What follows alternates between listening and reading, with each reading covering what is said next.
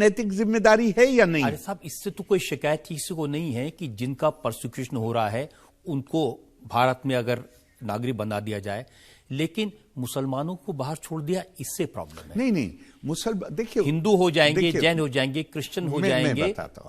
मैं बताता हूं आपको, ये अपने आप में दलील, इसका मतलब है कि हमने चीज को पूरी तरह समझा नहीं। आप शब्दों पर गौर करिए, जो शब्द इस्तेमाल हुए, अगर आप कहें तो मैं पढ़ के सुना सकता हूं, मेरे पास हैं। मौलाना आजाद, मौलाना कहते हैं कि वेस्ट पाकिस्तान के लोगों का मिजाज अस्करी है। अस्करी कहते हैं जंगजू, मिलिटेंट। हिंदुओं के लिए वेस्ट पाकिस्तान में रहना नामुमकिन हो जाएगा। या तो ये वहां से निकाले जाएंगे या निकलकर खुद भागेंगे।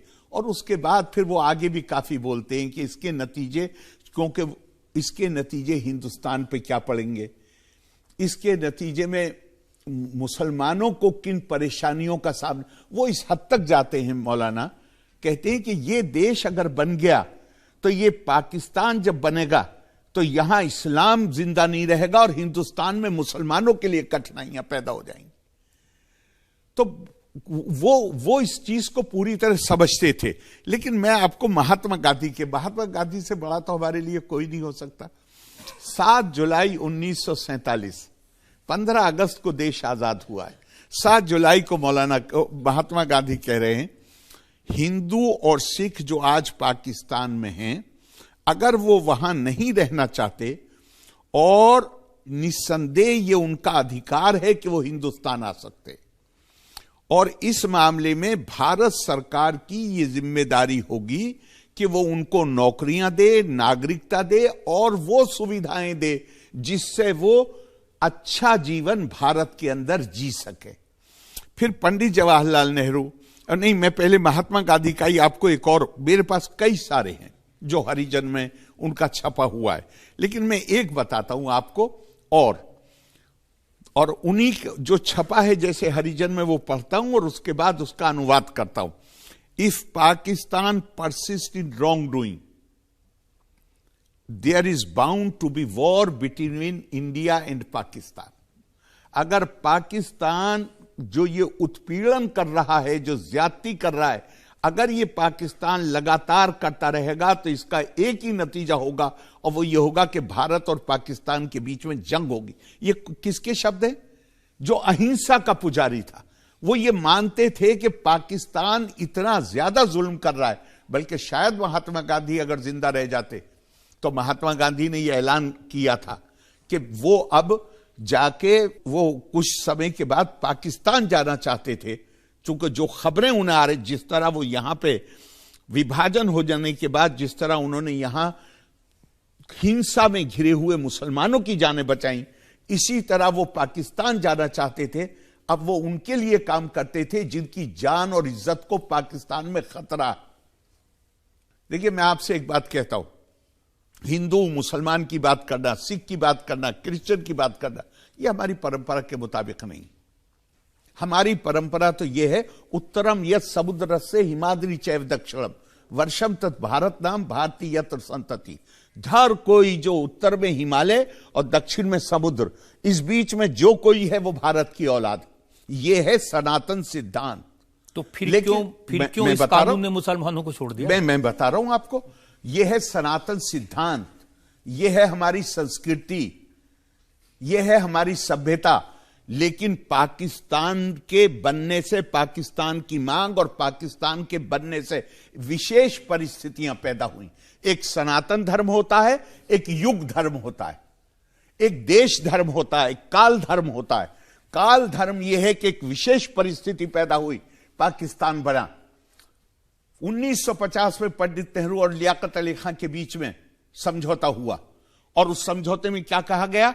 हमारी ये जिम्मेदारी है दोनों सरकारों की कि हमारे यहां जो लोग कम तादाद में हैं, मुझे माइनॉरिटी शब्द बहुत अच्छा नहीं लगता है, हमारे यहां जो कम तादाद में हैं, हम ऐसा वातावरण पैदा करेंगे जिसमें वो छोड़ के अपना घर छोड़ने के लिए मजबूर ना हो, उनकी सुरक्षा की जा सके।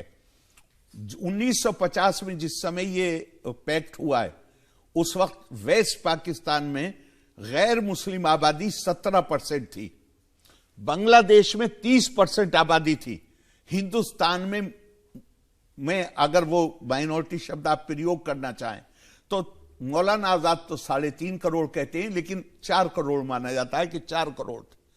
आज हिंदुस्तान में हमने अपना दायित्व निभाया या नहीं निभाया, इससे अंदाजा लगा लीजिए।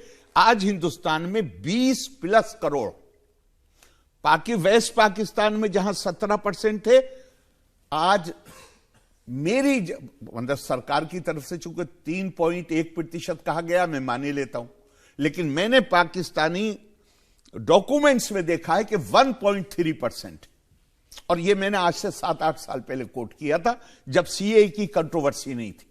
बांग्लादेश में जहां 30% थे, आज वहां पर 7% हैं।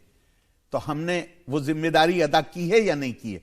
मैं ये मानता हूं यहां पे मुसलमान को छोड़ा नहीं गया। मुसलमान यहां पे जिनसे वादा किया गया था, महात्मा गांधी ने वादा किया, पंडित जी ने वादा किया, डॉक्टर राजेंद्र प्रसाद ने वादा किया, हद यह है कि मनमोहन सिंह जी ने वादा किया। वो मैं और आपको सुना दूं जो मनमोहन सिंह जी ने कहा है, इसे कि ये तो अभी हाल की बात है जो मनमोहन सिंह जी ने कहा है। Manmohan Singh ji, the minorities in countries like Bangladesh have to face persecution. If the situation forces them to flee, then it is our moral duty to provide them citizenship in India. Manmohan Singh ji के बाद पिंडप जी का बयान है 6 दिसंबर 2007 का, जब वो एक्सटर्नल अफेयर मिनिस्टर थे, उन्होंने भी यही बात कही है। और उससे भी आगे बढ़ के अशोक गहलोत का खत है 2009 जुलाई का, जो उन्होंने तत्कालीन गृह मंत्री श्री चिदम्बरम जी को लिखा है। और जरा इसे गौर कीजिए क्या लिखा है। I am writing this letter to draw your attention to Hindu and Sikh refugees who have come from Pakistan. Most of these displaced persons belong to scheduled caste and other Hindu backward communities. They are living in camps in utter poverty. They are demanding Indian citizenship. I urge you to prepare a scheme to give them citizenship at the earliest. अब मैं आपको नहीं, मैं पहले इसे complete कर दूं कि मुसलमान को क्यों छोड़ दिया। ये वादा महात्मा गांधी ने उनको किया है जिनका परसिक्यूशन हो रहा है। जो लोग अपने देश में नौकरियां न होने के कारण गैर कानूनी तौर से भारत में आ रहे हैं, उनको वादा नहीं किया गया। आप देखिए, मैंने जब केरला में प्रोटेस्ट शुरू हुए, मैंने सबसे कहा प्रोटेस्ट करिए, मैं मना नहीं करता, आप आके बात करिए। कोई नहीं आया सिवाय एक ग्रुप के जो 8 मौलवी थे। मैंने जब उनके कागज देखा तो मैंने कहा आप तो मदरसे में पढ़ाते हैं? उन्होंने कहा जी। मैंने कहा आप कुरान पढ़ाते हैं? उन्होंने कहा जी। मैंने कहा ये मैंने कुरान की आयत कोट की, उज़ीना लिल्लज़ीना युक़ातलूना बिअन्नहुम ज़ुलिमू अल्लज़ीना उख़रिजू मिन दियारिहिम बिग़ैरि हक़्क़िन इल्ला अन यक़ूलू रब्बुना अल्लाह। मैंने कहा ये पढ़ाते हैं आप? बोले हाँ। मैंने कहा इसमें कुरान उन लोगों को जिनको उनकी आस्था के कारण जिन पे जुल्म किया जाए, कुरान उनको स्पेशल क्लास मानता है या नहीं मानता? उन्होंने कहा मानता है। मैंने कहा अभी इसके बाद कोई चीज आर्गुमेंट की जरूरत रह गई? हाँ, क्या आप उनको जो अपनी जान और अपनी इज्जत बचाने के लिए उनकी बेटियों को किडनैप किया जाता है, उसके से बचने के लिए गैर कानूनी तौर पे हिंदुस्तान में दाखिल हो रहे हैं, और उनको जो नौकरी हासिल करने के लिए हिंदुस्तान में दाखिल हो रहे हैं, क्या हम उनको बराबर करेंगे? There cannot be worse inequality than treating unequals as equals. इसमें सच